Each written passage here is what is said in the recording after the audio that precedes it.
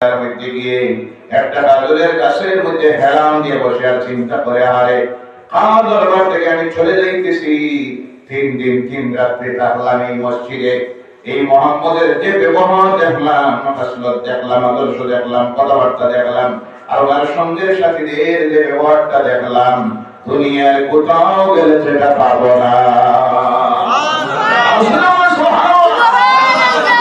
ওযু করেছে, গোসল করেছে, 3 দিন থাকিয়ে ওযু করা শিখে নিয়েছে। বলে সুবহানাল্লাহ। নিজে নিজে গোসল করেছে, ওযু করে আবার মসজিদের নববীর দিকে রওনা করেছে। দরজার সামনে যখন এসেছে, সাহাবীরা বলেন, ও আল্লাহর হাবিব, এই লোকটার মনে হয় নিয়ত ভালো নয়। সিঁড়ি দিলেন না? হ্যাঁ, সিঁড়ি দিলেন না? দোয়া করিলে কি না না, দুইটা একলগে চলে। দেখুন, একটা হইল সিন্নি আর না হয় ওয়াজ। সামান্য সময় দিন, আধা ঘন্টা। বিদেশি মেহমানদের যত সময় মামলা পেটের ফুটায়, এমন মাত্র দরদ লাগলো 11টা, একটু সময় বন্ধ করো। রাগ করবেন না, নারাজ হবেন না, একটু সময়। আপনারা কিছু সময় চাই আলোচনা হোক না সিন্নি হোক, সবাই বলেন না। কিছু যদি তাকে যে আমরা পাইলাম যেটা লাগে আইলি হইছে, আপনি বাধা দিন। সুবহানাল্লাহ ওয়ালহামদুলিল্লাহ ওয়ালা ইলাহা ইল্লাল্লাহ, সুবহানাল্লাহ ওয়ালহামদুলিল্লাহ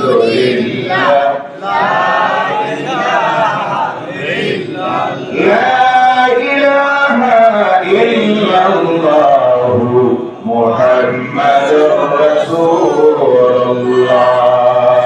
সাল্লাল্লাহু আলাইহি ওয়াসাল্লাম। মসজিদের দরজায় যখন হাজির হয়েছে, সাহাবায়ে কেরামরা বলেন, ইয়া রাসূলুল্লাহ সাল্লাল্লাহু আলাইহি ওয়াসাল্লাম, এই মানুষটার হাত পা মনে হয় ভালো হয়। 3 দিন আপনি তাকে মসজিদের মধ্যে বেঁধে রেখেছিলেন, মনে হয় এর প্রতিশোধ নেওয়ার জন্য ফিরে এসেছেন। আল্লাহ রাসূল মসজিদে বসে আছেন, বলেন, আসার রাস্তা ক্লিয়ার করে দাও। সাহাবায়ে কেরাম সরে গেছেন। আল্লাহর বান্দা আল্লাহ রাসূলের সামনে গিয়ে হাজির হয়, আর গিয়ে বলে, ও আল্লাহর নবী মুহাম্মদ রাসূলুল্লাহ সাল্লাল্লাহু আলাইহি সাল্লাম, আমি ওখান থেকে চলে গিয়ে ভুল করেছিলাম, আমি ফিরে এসেছি আপনার দরবারে, আপনি দেরি করবেন না, আপনার নূরানি হাতের উপরে আমার হাতটা রাখাই আমারে পড়াইয়া দেন। লা ইলাহা ইল্লাল্লাহু মুহাম্মাদুর রাসূলুল্লাহ সাল্লাল্লাহু আলাইহি ওয়াসাল্লাম। আল্লাহ রাসূল বলেন, ও আল্লাহর বান্দা, কি কারণে তুমি ইসলামের প্রতি এত আকর্ষিত হলে? সে বলল, আজকে 3 দিন 3 রাত্রি আমি মসজিদে ছিলাম, আপনাদের ব্যবহার, কথাবার্তা, চালচলন দেখে আমি বুঝতে পেরেছি আপনি আল্লাহর নবী ছাড়া কিছুই নন। এর কারণে পৃথিবীর পর্দা মানুষ আল্লাহ দ্বীন ইসলাম গ্রহণ করেছিল। আর আজকে পৃথিবীর মানুষ যেমন আমাদের দিকে তাকায়, তাদের কাছে বার্তা পৌঁছতেছে, মুসলমান এরা যারা চুরি করে, মুসলমান এরা যারা ডাকাতি করে, মুসলমান এরা যারা মদ খায়, মুসলমান এরা যারা নেশার ব্যবসা করে, মুসলমান এরা যারা সুদ খায়, ঘুষ খায়। কথা ঠিক না? আমার এলাকার পাসপোর্ট অফিস আছে, পাসপোর্ট অফিসে দেখলাম এত সুন্দর সিস্টেম বানাইছে, তারা উপরে ফ্লোরে অফিসার যারা বসে কাজ করে, তারা তার উপর রেকর্ডে অসুবিধা দেখা দিল, ততক্ষণ আপনার একটা কাজ দিব, আপনি নিচে যান, গেলে কোনো ব্যবস্থা হইতে পারে। নিচে যাওয়ার পরে দেখা যায় এতটুকু নাম্বার ধারিওয়ালা, এতটুকু নাম্বার ধারি, আমাদের চাপ আছে কপালে, বসে আছে। তো হয়েছে আপনার কি? আমার প্রবলেম এই রেকর্ডে, সেই রেকর্ডে পাসপোর্টটা আসতেছে, চিন্তা করবা না, একটা ব্যবস্থা হইব। খরচ একটু কিছু দিনের থেকে লাগবে, খরচ একটু দিতে লাগবো, 5,000 কয়েকটা। দেখেন কারে দিছে এই ডিউটি, কারে দিছে? মুসলমানকে। কারে দিছে? মুসলমানকে। তারা বুঝতেছে এখন এই ঘুষ টুস নেওয়ার লাগে দায়িত্ব ডিউটি হইল এরা। নাউযুবিল্লাহ বলেন। তারা নিজে লয় না, তার বিকারে সিসি ক্যামেরা আছে, এর লাগিয়া দাঁড়িয়েওয়ালা একটা নিচে রাখছে, ঘুষ লওয়ার ডিউটি এর। যার গর্ভে ঘুষকে হারাম করা হয়েছে। কি করা হয়েছে? বলতেছিলাম ভাইরা আমার, সেই সময়ের দোয়া আল্লাহর দরবারে কবুল হয়ে যাইতো, আজকে দোয়া কবুল হয় না। কি জন্য? হযরত মুসা আলাইহিস সালাম আল্লাহর দরবারে হাত তুলেছেন, দোয়া করেন। আল্লাহ যেমনি হাত তুলেছেন, আল্লাহ বলে মুসা হাত নামাও। আল্লাহ তোমার সঙ্গে আমার কন্ডিশন ছিল, আমি তো তোমার নবী, নবীর যখন আল্লাহর দরবারে হাত তুলে তোলা মাত্র দোয়া কবুল হয়ে যায়, আমার নবী তো হাত তোলার প্রয়োজন হবে না, মনে মনে বাবা মাত্র আল্লাহ দোয়া কবুল করে নিতে বলে সুবহানাল্লাহ। তার প্রমাণ আমার নবী নামাজ পড়তেছেন মদিনাতুল মুনাওয়ারা থেকে বর্তমানে 3 কিলোমিটার দূরে। যারা গিয়েছেন মদিনাতুল মুনাওয়ারাতে দেখেন আল্লাহ প্রত্যেককে দেওয়ার তৌফিক দেন, সবাই বলেন আল্লাহুম্মা আমিন। আল্লাহুম্মা আমিন। যাওয়ার পর মদিনা থেকে 3 কিলোমিটার দূরে গেলে পরে দেখবেন একটা মসজিদ, এই মসজিদের নাম হলো মসজিদে জুইল কিবলাতাইন, দুই পশ্চিম বিশিষ্ট মসজিদ। আমার বলে সেই মসজিদে আসরের নামাজ পড়তেছেন, কোন তাফসীরের মধ্যে আছে জোহরের নামাজ পড়তেছেন। দুই রাকাত নামাজ পড়ে আল্লাহ রাসূল আকাশের দিকে মাথা তুলেন আর তাকে মনে মনে ভাবেন, আল্লাহ ওই মসজিদের আসমানের দিকে মুখ করে নামাজ পড়তেছি, ইহুদি নাসারাও সেই দিকে মুখ করে ইবাদত করে, সেই দিকে মুখ না করে আল্লাহ মসজিদুল হারামের মক্কা তোমার ঘরের দিকে মুখ করে নামাজ পড়লে কতই না ভালো হতো। সঙ্গে সঙ্গে আল্লাহ জিবরাইল পাঠাইলেন, জিবরাইল চলে যাও আমার নবীর কাছে আয়াতটা তুমি পৌঁছাইয়া দাও। قدرنا تقلب وجهك في السماء فلنولينك قبلة ترضاها فول وجهك شطر المسجد الحرام الله أكبر يا نبي বারবার আপনি আকাশের দিকে মাথা তুলে তাকাচ্ছেন, সেটা আমি লক্ষ্য করতেছি। আমি এই মুহূর্তে আপনার প্রতি আদেশ দিতেছি, আপনি এই মুহূর্তে মক্কার আমি আল্লাহর ঘর বাইতুল্লাহর দিকে ফিরে যান।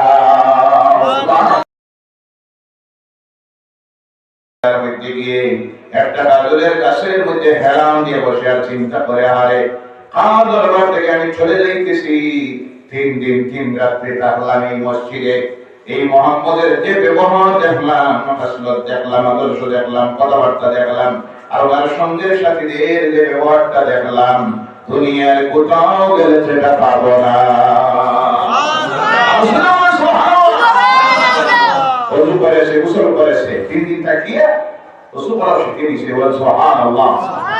নিজে নিজে গোসল করেছে, ওযু করে আবার মসজিদের নববীর দিকে রওনা করেছে। দরজার সামনে যখন এসেছে, সাহাবীরা বলেন, আল্লাহর হাবিব, এই লোকটার মনে হয় নিয়ত ভালো নয়।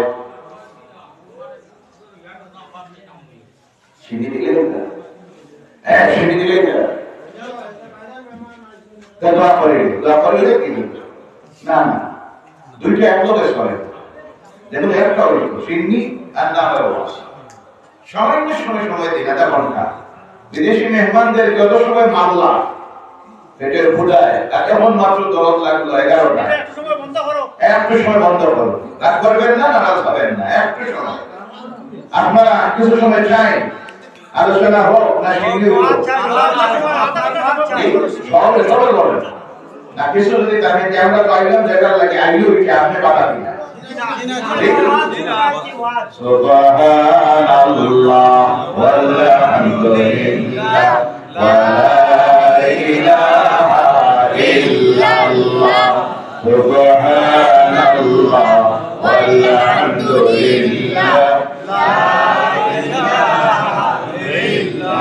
লা ইলাহা ইল্লাল্লাহ মুহাম্মাদুর রাসূলুল্লাহ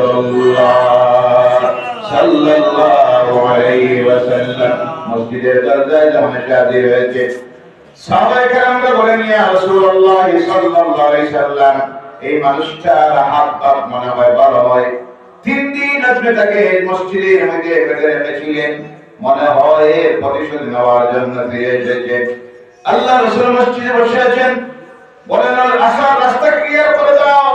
সাহাবায়ে কেরাম সরে গেছেন, আল্লাহর বান্দা আল্লাহ রাসূলের সামনে গিয়ে হাজির হয়, আর গিয়ে বলে, ও আল্লাহর নবী মুহাম্মদ রাসূলুল্লাহ সাল্লাল্লাহু আলাইহি সাল্লাম, আমি ওখান থেকে চলে গিয়ে ভুল করেছিলাম, আমি ফিরে এসেছি আপনার দরবারে, আপনি দেরি করবেন না, আপনার নূরানি হাতটার উপরে আমার হাতটা রাখাই আমার পড়াইয়া দেন লা ইলাহা ইল্লাল্লাহু মুহাম্মাদুর রাসূলুল্লাহ সাল্লাল্লাহু আলাইহি ওয়াসাল্লাম। আল্লাহ রাসূল বলেন, ওয়াল্লাহ বান্দা, কি কারণে তুমি ইসলামের প্রতি এত আকর্ষিত হলে? সে বলল, আজকে 3 দিন 3 রাত্রি আমি মসজিদে ছিলাম, আপনাদের ব্যবহার, কথাবার্তা, চালচলন দেখে আমি বুঝতে পেরেছি আপনি আল্লাহর নবী ছাড়া কিছুই নন। এর কারণে পৃথিবীর প্রথা মানুষ আল্লাহ দ্বীন ইসলাম গ্রহণ করেছিল। আর আজকে পৃথিবীর মানুষ যখন আমাদের দিকে তাকায়, তাদের কাছে বার্তা পৌঁছতেছে, মুসলমান এরা যারা চুরি করে, মুসলমান এরা যারা ডাকাতি করে, মুসলমান এরা যারা মদ খায়, মুসলমান এরা যারা নেশার ব্যবসা করে, মুসলমান এরা যারা সুদ খায়, ঘুষ খায়, কথা ঠিক না? আমার এলাকার পাসপোর্ট অফিস আছে, পাসপোর্ট অফিসে দেখলাম এত সুন্দর সিস্টেম বানাইছে, তারা উপরে ফ্লোরে অফিসার যারা বসে কাজ করে, তারা তার উপর রেকর্ডে অসুবিধা দেখা দিল, ততক্ষণ আপনার একটা কাজ দিব, আপনি নিচে যান, গেলে কোনো ব্যবস্থা হইতে পারে। নিচে হওয়ার পরে দেখা যায় এতটুকু নাম্বার ধাড়িওয়ালা, এতটুকু নাম্বার ধাড়ি, আমাদের 4 বছর কপালে বসে আছে। তো হয়েছে আপনার কি? আমার প্রবলেম এই রেকর্ডে সেই রেকর্ডে পাসপোর্টটা আসছে, চিন্তা করবা না, একটা ব্যবস্থা হইব, খরচ একটু কিছু দিনের থেকে লাগবে, খরচ একটু দিতে লাগবে 5,000, কয় হাজার? দেখেন কারে দিছে এই ডিউটি, কারে দিছে? মুসলমানকে। কারে দিছে? মুসলমানকে। তারা বুঝতেছে এখন এই গোষ্ঠ শোয়ার লাগে দায়িত্ব ডিউটি হলো এরা। নাউযুবিল্লাহ বলেন। তারা নিজে লয় না, তারা এখানে সিসি ক্যামেরা আছে, এর লাগিয়া দাড়িওয়ালা একটা নিচে রাখছে, ঘুষ লওয়ার ডিউটি এর, যার ধর্মে ঘুষকে হারাম করা হয়েছে। কি করা হয়েছে? বলতেছিলাম ভাইরা আমার, সেই সময়ের দোয়া আল্লাহর দরবারে কবুল হয়ে যাইত, আজকে দোয়া কবুল হয় না। কি জন্য? হযরত মুসা আলাইহিস সালাম আল্লাহর দরবারে হাত তুলেছেন, দোয়া করেন, আল্লাহ যেমনি হাত তুলেছেন, আল্লাহ বলে মুসা হাত নামাও।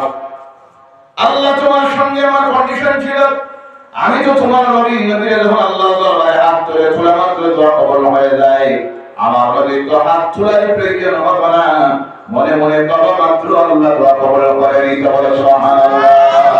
তার প্রমাণ আমার নবী নামাজ পড়তেছেন মদিনাতুল মুনাওয়ারা থেকে বর্তমানে 3 কিলোমিটার দূরে।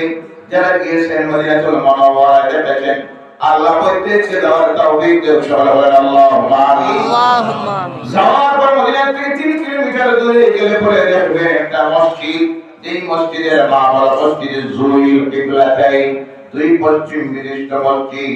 আমার ঘরে সেই মসজিদে আসরের নামাজ পড়তেছেন, কোন তাফসীরের মধ্যে আছে জোহরের নামাজ পড়তেছেন।